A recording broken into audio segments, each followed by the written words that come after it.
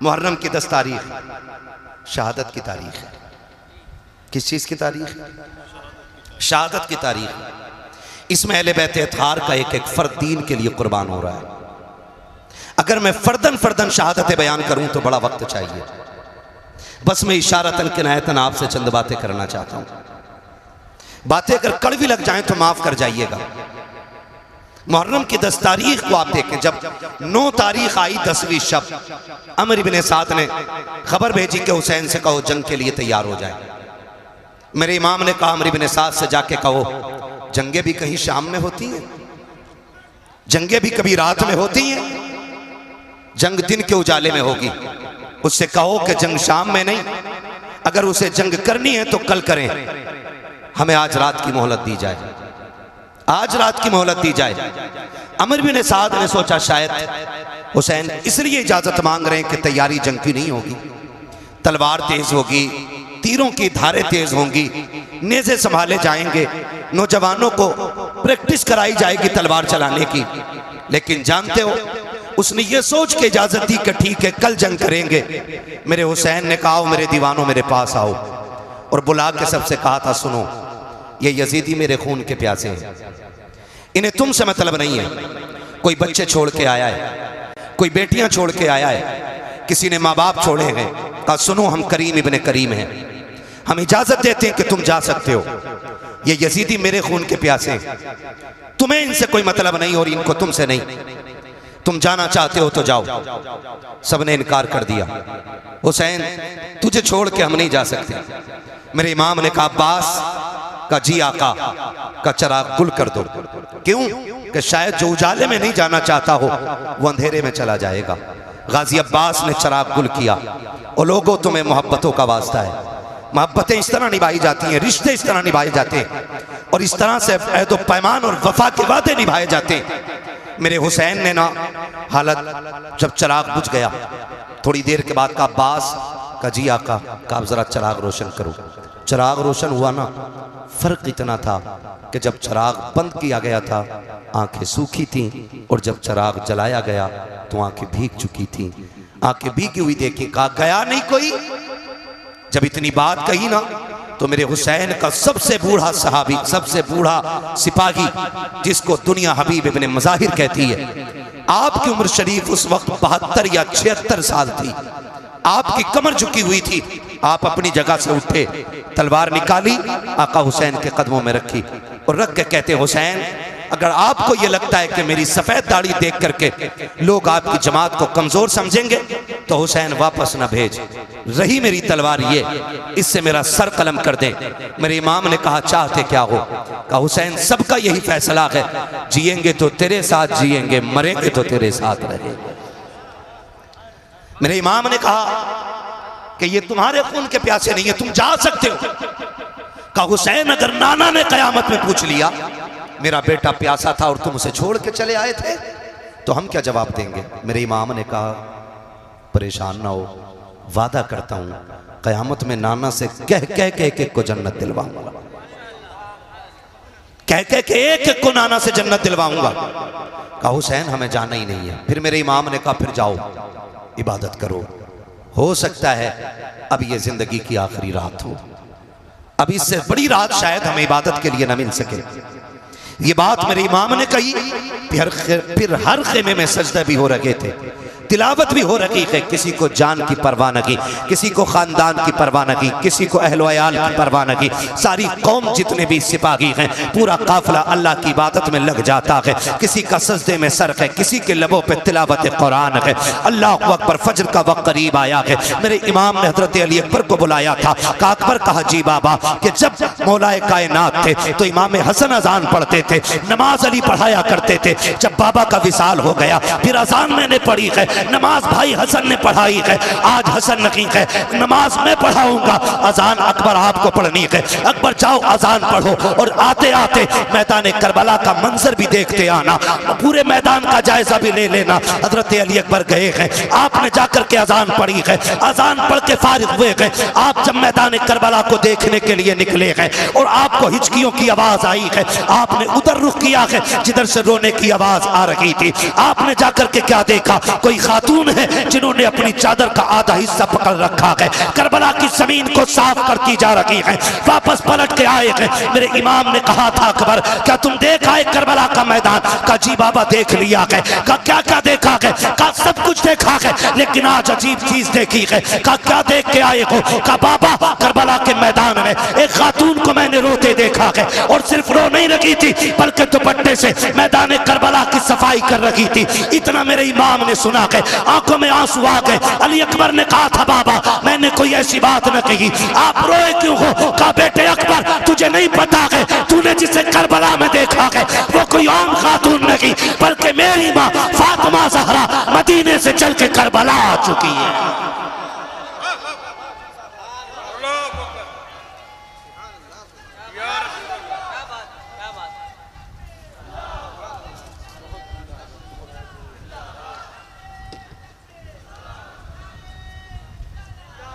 जवाब नहीं, जवाब दीजिए माशाअल्लाह। मुझे हैरत होती है लोग खातून जन्नत की बात करते हैं, वो कैसे आ सकती हैं? वो कैसे आ सकती हैं? मैंने कहा जरा दिल पे हाथ रख के बता, तू 7 समंदर पार हो और तेरी माँ हिंदुस्तान में हो, रात के 3 बजे तुम्हारे पेट में दर्द उठे, फजर होने से पहले माँ का फोन पहुंच जाता है, बेटे खैरियत है? अम्मा क्यों? कहा रात 3 बजे से आंख नहीं लग रही है, रात 3 बजे से आंख नहीं लग रही है। फिर बेटा टूटे लहजे में बात करता है ना, तो माँ कहती है बेटे बीमार है ना? हाँ अम्मी तुझे कैसे पता चला? कहा बेटे रात 3 बजे मेरी आंख खुल गई, तब से दिल घबरा रहा है।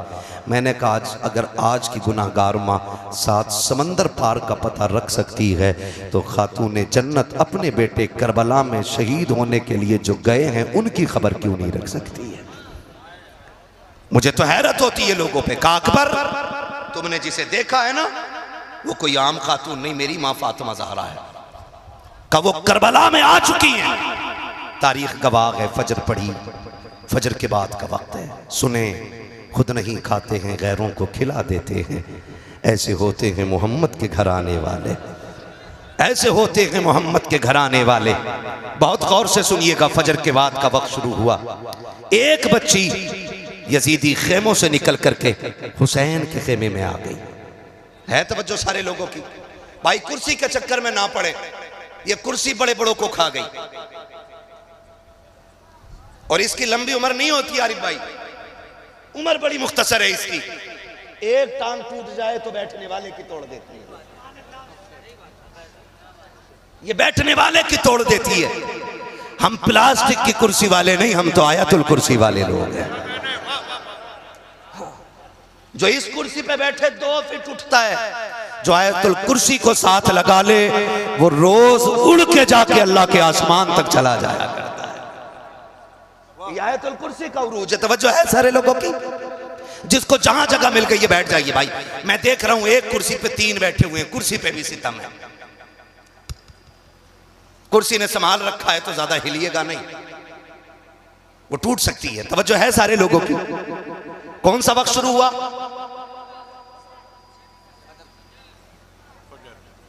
फजर की नमाज तो हो गई, फजर के बाद का वक्त शुरू हुआ। अमर बिन साद के लश्कर से एक बच्ची निकल के हुसैन के खेमे में आई। वो बच्ची टहल रही थी, सैयदा ज़ैनब की नजर पड़ गई। जानते हो ज़ैनब कौन है? ज़ैनब वो है जिसने कम उम्र में सबसे पहले कुरान हिफ्ज किया है। हाँ, ज़ैनब वो है जो कूफे की शाहराहों पर, कूफे की गलियों में, कूफे की जमीन पर कुरान की तफसीर बयान करती रह गई है। और मुझे तो बात समझ में ही नहीं आती है, हमारी कौम ने समझा क्या है करबला को? हुसैन जवान होकर के सीधे करबला नहीं गए। हुसैन वो गए जिसने 25 साल रियाजुल जन्ना में बैठ करके लोगों को हुजूर की हदीसें पढ़ाई है। 25 साल तक मेरा इमाम रियाजुल जन्ना में बैठ करके हुजूर की हदीसें पढ़ाता रहा है। और आज मेरी कौम का हाल ये है कि अपना बाप मरने लगता है, बेटे को सूरे फातिहा पढ़ने की तौफीक नहीं होती है, बाप की सांसें अटकने लगती है, तब कुरान वाला तलाश करने जाया करते हैं, कहने को पक्के हुसैनी है लेकिन सही से सूरे इखलास भी याद नहीं है। हाथ जोड़ के तुम्हें खुदा का वास्ता दे के कहता हूँ, ओ लोगों, खुदा के वास्ते आने वाले मुहर्रम से पहले भले डेग बने या ना बने, सबील के लिए पानी का इंतजाम हो या ना हो, हर नौजवान जिसे कुरान ना आता हो इतना कुरान जरूर सीख ले ताकि 1000 मरतबा सूरे फातिहा पढ़ के 10 मुहर्रम को मुसल्ला बिछा के हुसैन से कहे, आका आपने नेज़े पे कुरान पढ़ के सुनाया है, मैं मुसल्ले पे बैठ के सूरे फातिहा सुनाने आ गया।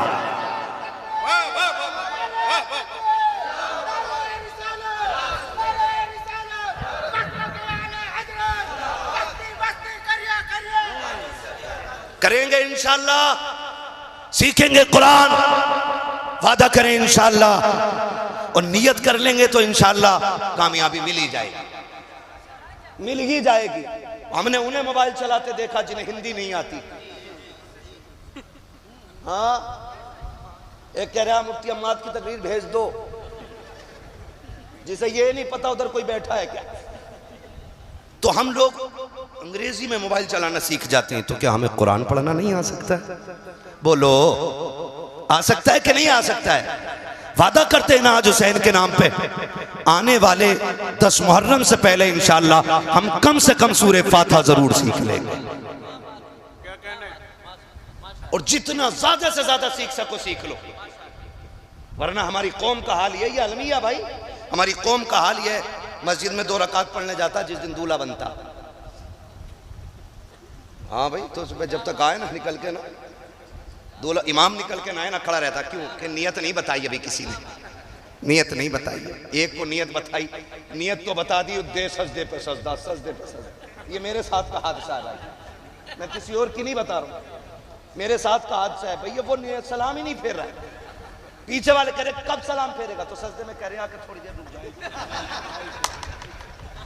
सजदे में कह रहा है कि बस अब के आखिरी रकात है। ये हमारे दूल्हाओं की कंडीशन है। फिर गाड़ी घर से निकली है, 4 कदम चली थी कि हादसे का शिकार हो गई, माँ ने सर पे खाक डाली, बाप तड़प जाता है, हाय बेटे के हाथ की मेहंदी नहीं छूटी थी, अभी सेरे के फूल नहीं टूटे थे, बेटे की जिंदगी का कारवां उजड़ गया है। खुदा की कसम खा के कहता हूँ, इतना कुरान सीख लो कि घर से दूल्हा बन के भी निकलो, अपने ऊपर आयतुल कुर्सी पढ़ के दम कर लो। अल्लाह की इज्जत की कसम, अगर वो राजी हो गया, जब तक लौट करके ना आओगे मौत भी तुम्हारे करीब नहीं आ सकती है। ये हकीकत है। हमारी कौम को नमाज नहीं आती, नमाज नहीं आती। हसन हुसैन उसमें भी बड़ा शीन, ऐसे बाबे हमारे बड़ा लंबा झंडा लगाया एक ने, उस पे लाल कलर का झंडा और उस पे लिखवाया हरे कलर से या हसन, बड़े शीन से। और इलाज कर रहा है वो लोगों का नहीं। पूछे ना इन उलमा से, पूछे। इतना कुरान तजवीद की रियायत से याद करना फर्ज है जितने से नमाज मुकम्मल हो। ये याद रखिएगा, ये नमाज जनाजा नहीं है, एक ने पढ़ ली तो सबकी उतर गई। ये नमाज जनाजा सबको अपनी अपनी नमाजें याद होनी चाहिए। करेंगे इंशाअल्लाह। अगली बात करूं, अगर तैयार हैं आप तो बोले जरा सारे या हुसैन। पीछे वाले थक गए, अल्लाह करे इनको हाथ उठाने की तौफीक मिलती रहे। मैं बद्दुआ नहीं करूंगा क्योंकि मेरे नबी पूरी जिंदगी इस उम्मत के लिए दुआ करते रहे। ठीक है, कह सकते हैं, जरा बोल दें या हुसैन। हाँ, मैं एक साहब तकरीर कर रहे थे, वो नजामत कर रहे थे अबक भाई, तो कह रहे कि जो हाथ हुजूर के नाम पे उठ जाएगा उसे कभी फालिज नहीं होगा। मैंने कहा भाई अजीब मसला है, बीमारियां भी रब की तरफ से नेमत होती हैं, ये दावा क्यों कर रहे हो? अगर फालिज होना यह अजाब या इताब होता तो इमाम बुसीरी के बारे में क्या राय है? और बीमारियां रब की तरफ से आजमाइश होती है, लेकिन इतना कहूंगा कि जो हाथ हुजूर के नाम पे उठेगा वो किसी बदअकीदा के आगे कभी मिलाने के लिए नहीं झुकेगा। कहें जरा या रसूल अल्लाह। कौन से वक्त की बात हो रही है? फजर के बाद का वक्त है। हुसैनियों में मुबारकबाद पेश करता हूँ, तुमने करबला वाले हुसैन की महफिल सजा रखी है। तुम उनकी महफिल में आके बैठे हो जिनकी चौखट से आज तक कोई खाली गया ही नहीं है। बरेली से मेरा इमाम कहता कौन देता है, याद है आपको? कौन देता है, देने को मुंह चाहिए, देने वाला है सच्चा, देने वाला है सच्चा। हमारा नबी, पानी कौन सी तारीख को बंद हुआ था? डर के ना बोलो, ये बात हमने मौलवी से नहीं, ये बात हमने अपनी अम्मा के चूल्हे पे सीखी। हाँ, ये बात हमने अपनी माँ से चूल्हे पे सीख ली थी कि करबला में 7 तारीख को पानी बंद किया गया। और जोर से कितनी तारीख को? ये आवाज उन तक जरूर जानी चाहिए। हाँ, कितनी तारीख को? हर सुन्नी हुसैनी बोले कितनी तारीख को? एक साहब तो कह रहे हुसैन गुस्ल करके करबला में गए।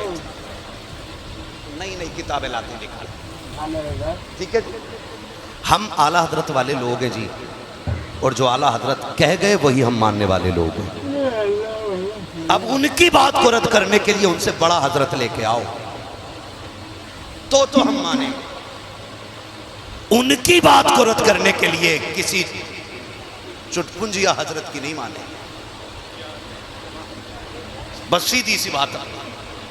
जब मेरा इमाम लिखता है कि हुसैन 3 दिन के भूखे प्यासे करबला में शहीद किए गए, तो गोया इमाम ने कहा कि वो भूखे भी थे और प्यासे भी थे। तो कितनी तारीख को पानी बंद हुआ, जरा जल्दी बोले, सलामत रहें। कितनी तारीख को? 7, 8, 9, 10, 9, ठीक है ना? तवज्जो है सारे लोगों की। आप मस्जिद की तरफ आए, जब मस्जिद में आप आए तो आपका कातिल आपके इंतजार में मस्जिद के कोने में खड़ा था। तारीख है, हो सकता है मेरी किसी बात से किसी को इख्तिलाफ हो, रिवायतें मुख्तलिफ हो सकती हैं। क्या हो रहा है? रिवायतें मुख्तलिफ हो सकती हैं। हो सकता है जी कोई ये कहे मैंने तो यूं पढ़ा है, तो मैं कहूंगा एक नहीं और किताबें भी पढ़ लो।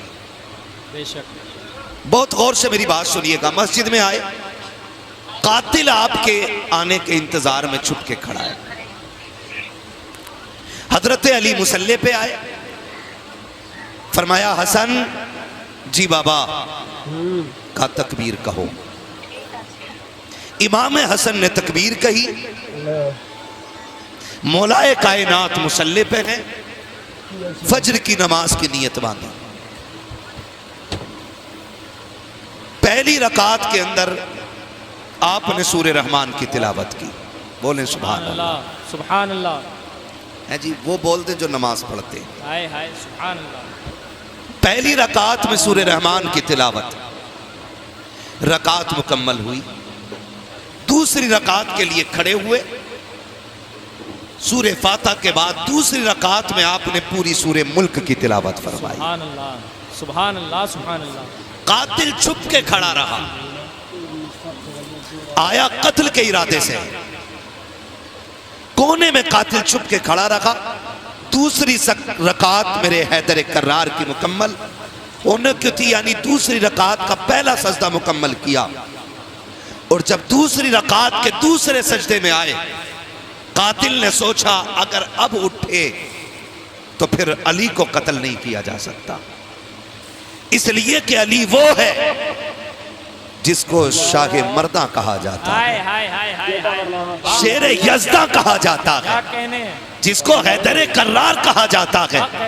अली वो है कि जिसकी तलवार चलती है तो फिजा में गूंज पड़ती है, आवाज आती है, शाह मर्दा शेर यज़दा कुव्वत परवरदिगार, ला फता इल्ला अली, ला सैफ इल्ला जुल्फ़िकार। जिंदाबाद, सुभान अल्लाह, सुभान अल्लाह, जिंदाबाद, जिंदाबाद। या अली, अल्लाहु अकबर, या रसूल अल्लाह। कातिल भी जानता था अली को सामने से नहीं मारा जा सकता, इसलिए कि जब हैदर कर्रार की निकाह की बारी आई, मेरे नबी ने फरमाया अली मेरी बेटी का महर कहां से दोगे? कहते हैं हुजूर रब रसूल के भरोसे के सिवा कुछ भी नहीं। हाय हाय हाय हाय कहा बताओ घर में क्या है? आका एक तलवार है। अल्लाह बोले सुभान हाय अल्लाह। हाय क्या अंदाजे आका एक तलवार है, एक घोड़ा है, एक जिरा है।